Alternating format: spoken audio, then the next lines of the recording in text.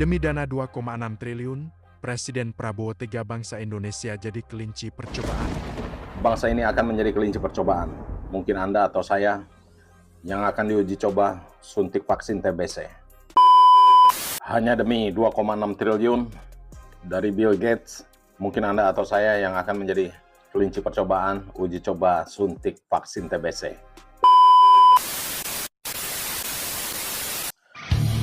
Assalamualaikum Rai, balik lagi di WIS-ID Channel. Mudah-mudahan Anda semua sehat selalu ya.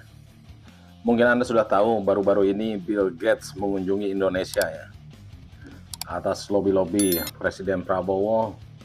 Dan kabarnya Bill Gates memberikan hibah 2,6 triliun dengan syarat vaksin TBC akan disuntikan kepada bangsa ini ya.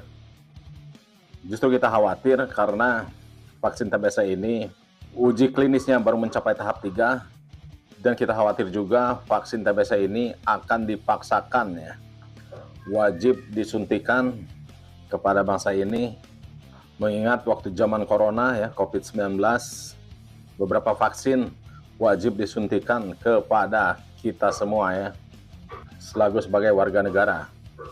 Dan kita semua mengalami sendiri betapa sulitnya orang-orang yang tidak divaksin ini, baik intimidasi pekerjaan ya, tidak boleh melanjutkan pekerjaan alias di PHK, atau akses bepergian keluar kota dibatasi, dan masih banyak lagi hak-hak warga negara yang dibatasi ya. Jadi kadang-kadang kita mengambil kesimpulan bahwa peraturan itu malah lebih sadis dari virusnya itu sendiri ya. Saya sendiri dari zaman COVID-19 memang anti vaksin ya. Karena saya termasuk orang yang percaya bahwa kita ini sebagai makhluk hidup mempunyai imunnya sendiri ya. Bayangkan saja orang-orang yang hidup di tengah hutan atau daerah ekstrim di kutub utara sana, tapi mereka mampu hidup dengan sistem imunnya tersendiri ya.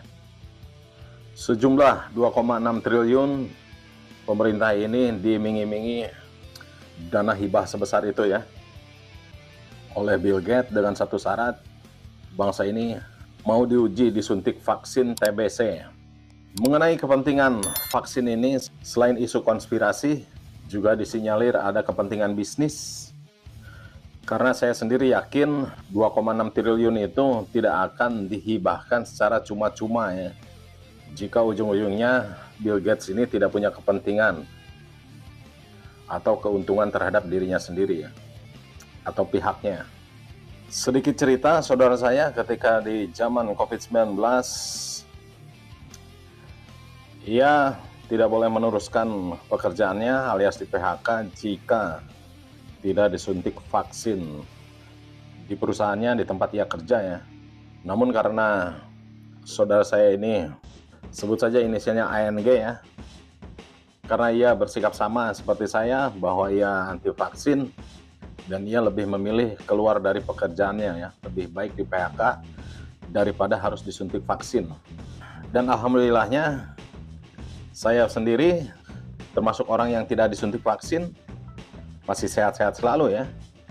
Intinya dengan pola hidup yang teratur, menjaga pola makan dan olahraga, tentunya bisa membuat tubuh kita lebih kuat ya, dan dia membentuk sistem imunnya tersendiri terhadap berbagai macam penyakit. Dan satu lagi, tidak boleh stres ya, atau depresi, ditakut-takuti dengan berbagai macam penyakit yang akhirnya menghantui Anda sendiri ya. Karena stres itu sendiri kabarnya bisa menurunkan imun tubuh. Jadi bagaimana menurut Anda guys? Apakah Anda yang termasuk percaya bahwa vaksin-vaksin tersebut bisa membawa dampak kebaikan bagi Anda? Atau sikap Anda seperti saya ya, anti vaksin dan mempercayai bahwa tubuh kita mempunyai imunnya sendiri, tapi tergantung dengan pola hidup kita ya. Oke, ikuti terus informasi-informasi selanjutnya di WIS-ID channel ini. Terima kasih bagi Anda yang selalu setia, selalu menyaksikan konten-konten saya yang saya upload. Terima kasih yang sudah subscribe. Bagi Anda yang belum subscribe, silahkan di subscribe, di like or di share, atau komen-komen.